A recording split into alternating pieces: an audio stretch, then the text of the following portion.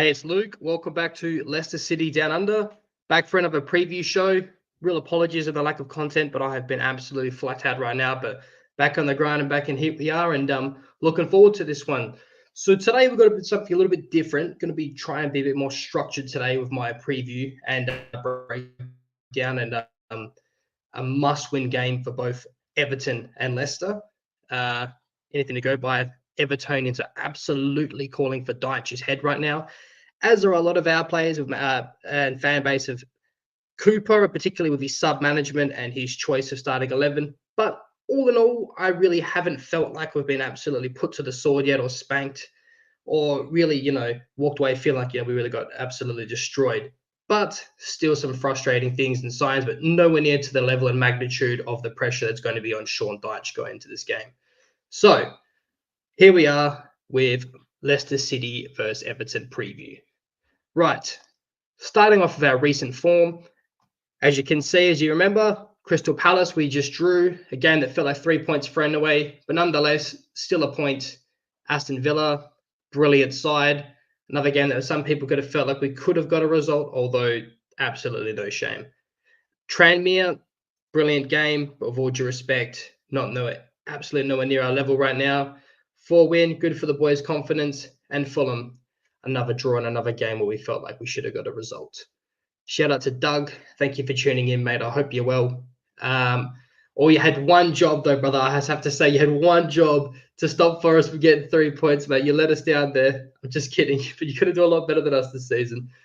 Now, moving on to Everton recent form, your lads' mortal enemy.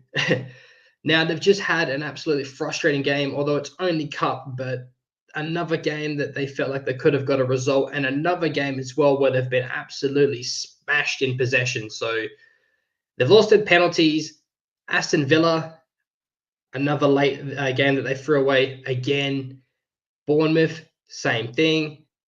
Doncaster, another cup game that they won. And Tottenham, which I felt including because it was an absolute drumming 4-0. So, I know styles that make, you could say that we drew Tottenham and they lost 4-0, but there's different styles and matchups that go different ways. But still, worth noting that they have conceded a lot of goals lately.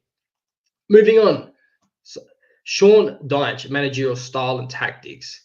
Now, typically, you like to see him favour, as well as a lot of his time at Burnley, but like you see him favour a lot 4-4-2, in possession, but mostly it's a 4-4-1-1 with the likes of McNeil attacking one of the double pivot, particularly who's on the ball.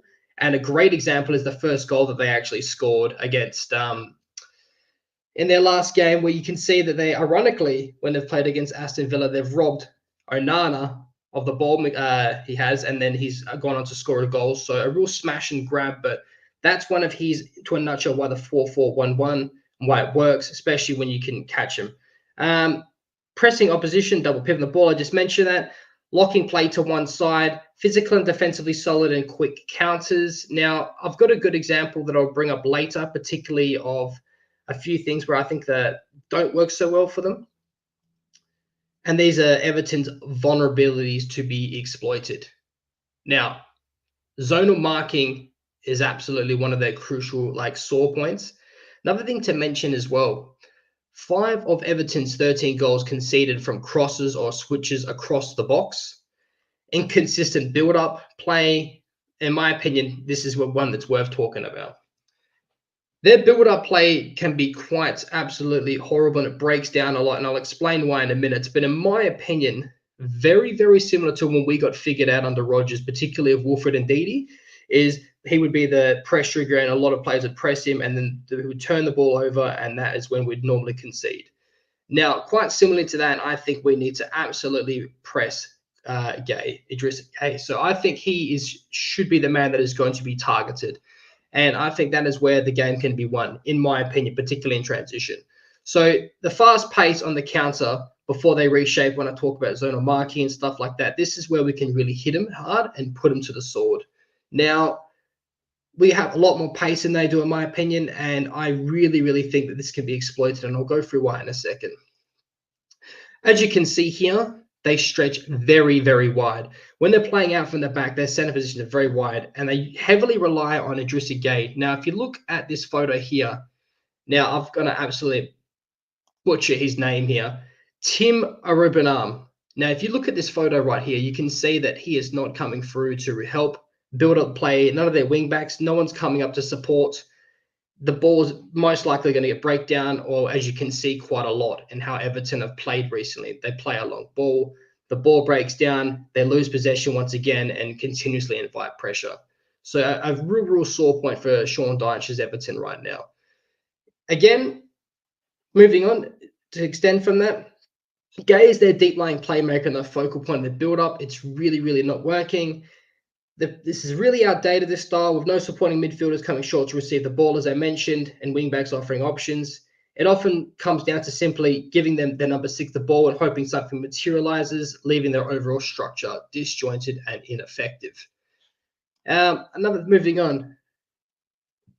This is going to be a quick one today, guys, but I just want to get into my 11 and really expand upon this and what I would like to see for this game. And there's probably going to be some controversial opinions in here, but let's go through it. Obviously, Mads Hermansen in goal. Wout Faes is the centre-back, who I thought had a decent game, mind you. Now, this is where things get interesting. I think Okoli's been getting better and better every game. And I expect us for the first time in a while to have a lot more possession than we normally do. Now, you could argue that Colley's actually been quite decent on the ball when he does use both feet. Yannick in his last game before he lost his place was poor on the ball, and so very surprisingly. But I would not be surprised for what it's worth to see Vestergaard start ahead of Okoli this game. But for what it's worth, I'll put him in.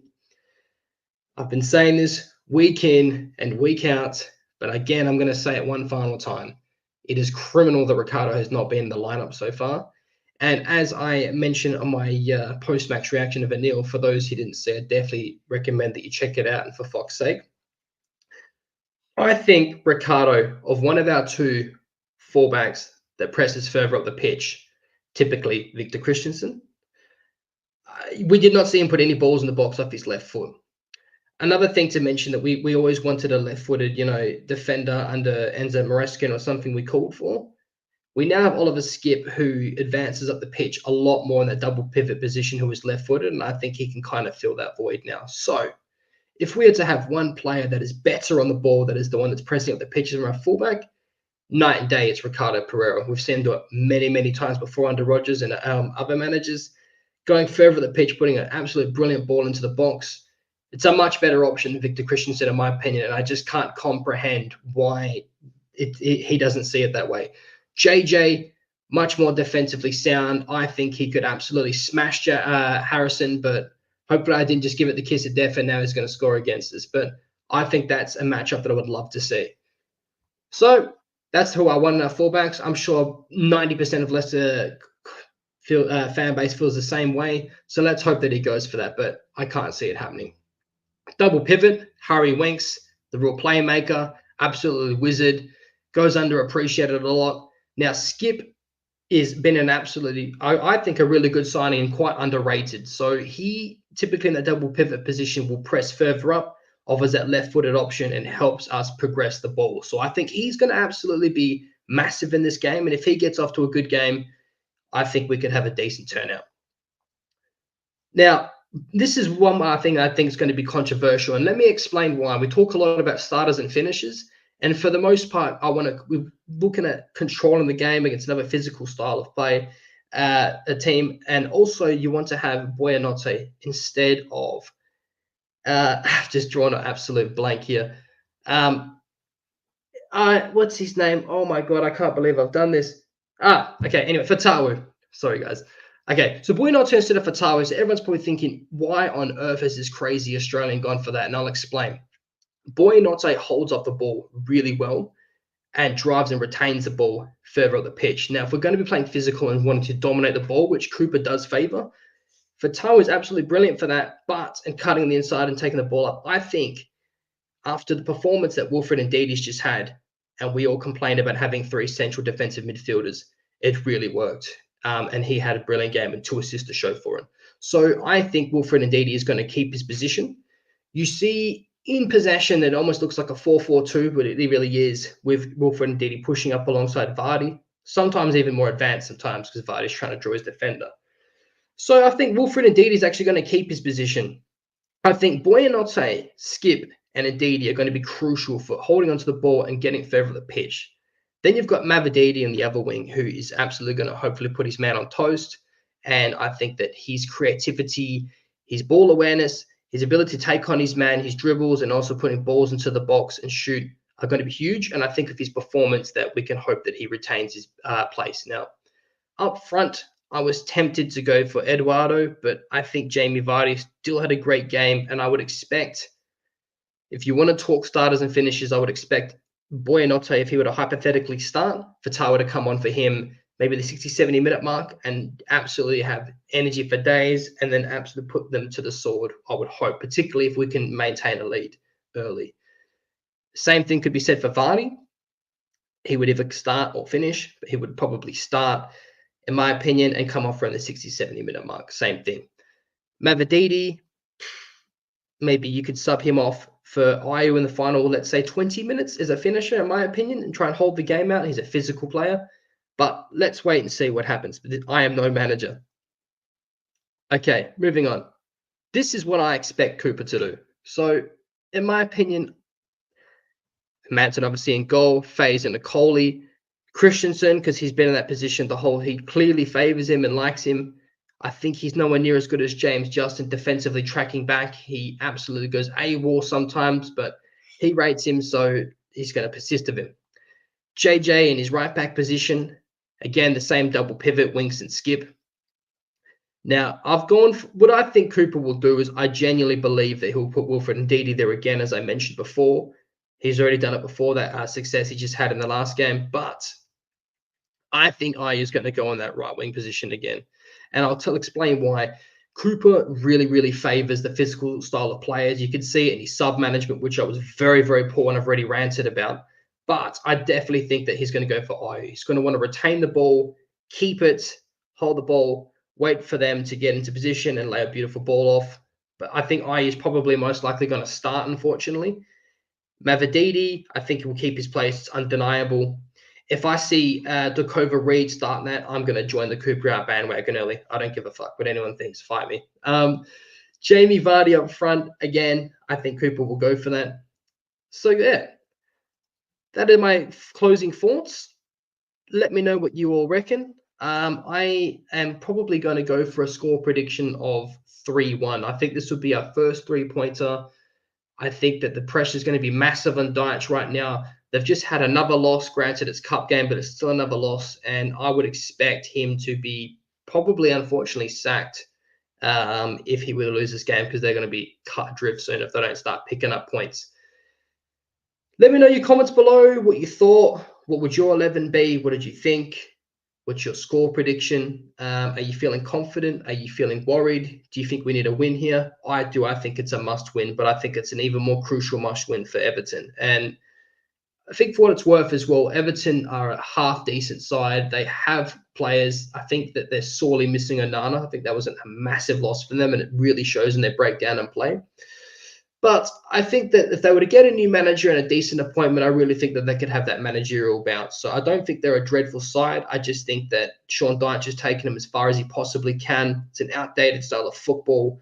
Yes, he kept them up, but I think that there's no evolution for his style. And I could honestly see myself saying the same thing about Cooper at the end of the season if we still have him. I really don't see that sexy, modern-day, cutting-edge football, as Anil likes to say. But I will say that structurally, defensively, we've been not too bad. I would love to see a lot more possession in this football, in this game. I would love to see us keep the ball and really, really press them. I don't want to see us go 2-0 up and absolutely invite pressure on ourselves and sit back like we did and start making defensive subs, trying to hold the game out, because we invited too much pressure and it ultimately cost us. I think also, for what it's worth, that in the last game against Villa, that Dyche also massacred his subs, and I think him taking Idrissa Gray off, Harrison off, wasn't really doing anything in the game, to be honest. He's had a poor season so far. Another player we're linked to as well, ironically. I just think that as soon as they got that equaliser, and it was 2-2 in that game with Everton and Aston Villa, the subs that Dyche made, he tried to play a low block. He tried to hold out for the game. Same thing, only so much pressure they could sustain, and an absolute devastating goal from Duran. What an absolute brilliant goal that was, by the way. put him to the sword. So, not Duran, Yader. But look, I'm going for a Leicester City 3 win. I think Sean Dyche is probably most likely going to be sacked, and we will hopefully move on with a win in the bank before we probably get absolutely pantsed by Arsenal. But who knows? Another free hit. If you like this video, please like and subscribe, and I will catch you for a post-match reaction after the game. Take care.